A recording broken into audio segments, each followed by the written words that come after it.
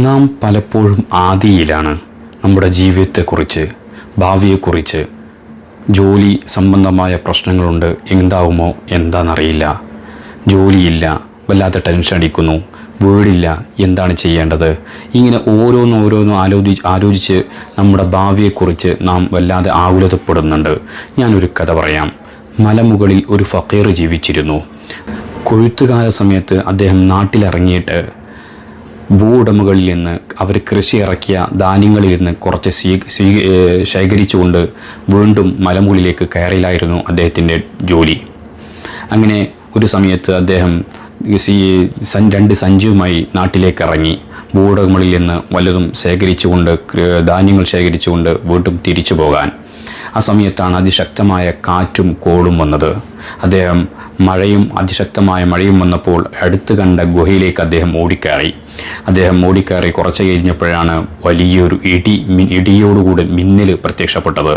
ആ മിന്നൽ വെളിച്ചത്തിൽ ആ ഗുഹക്കുള്ളിൽ ഒരു സർപ്പത്തെ അദ്ദേഹം കണ്ടു. അതിഭീകരമായൊരു സർപ്പം.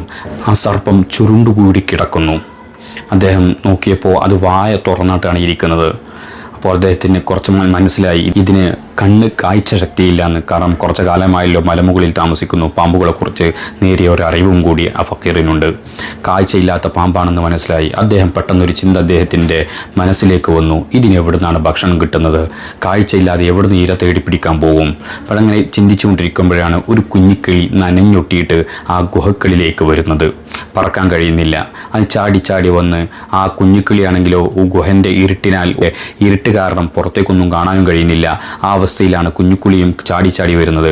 അങ്ങനെ ചാടി വന്നിട്ട് ആ തുറന്നിരിക്കുന്ന സർപ്പത്തിൻ്റെ വായിലേക്ക് ഒരൊറ്റ ചാട്ടം.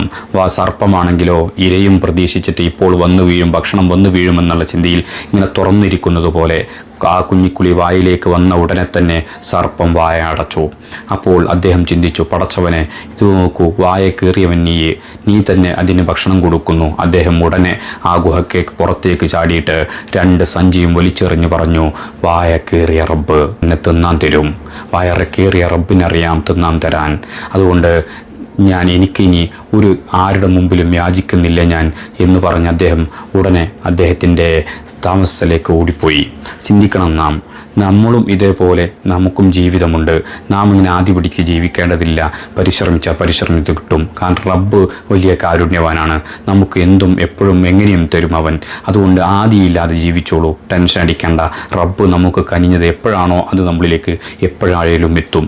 അത് ഇനി എന്ത് തടസ്സമുണ്ടെങ്കിലും അത് നമ്മളിലേക്ക് എത്തും. വായ കയറിയ റബ്ബല്ലേ, അവൻ തന്നെ നമുക്ക് തിന്നാൻ തരും.